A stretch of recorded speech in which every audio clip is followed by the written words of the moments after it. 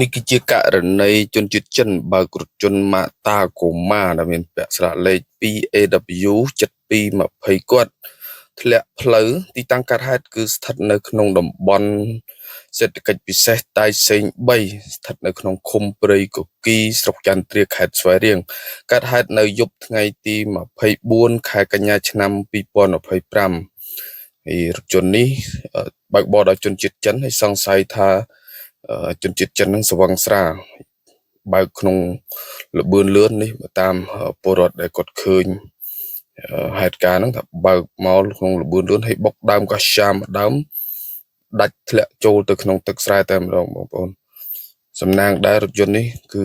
ធ្លាក់ខុសបលាយប្រហែលជា3ម៉ែត្រទេបើមកខាងកើតបន្តិចគឺចូលបលាយហើយទឹកជ្រៅជាងនេះធ្លាក់ទៅក្នុងទឹកស្រែ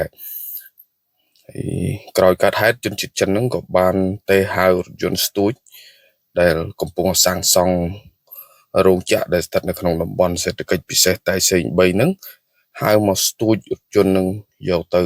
ជួសជុលតែម្ដងគឺកើតហេតុប្រហែលជាម៉ោង10ជាងយប់នៅថ្ងៃទី24ខែកញ្ញាឆ្នាំ2025ហ្នឹងហើយសង្ស័យថាជនជាតិចិននេះបើកបរដោយមានគ្រឿងស្រវឹងនៅក្នុងខ្លួនផងបានជាជ្រុលទៅធ្លាក់ស្រែបែបនេះ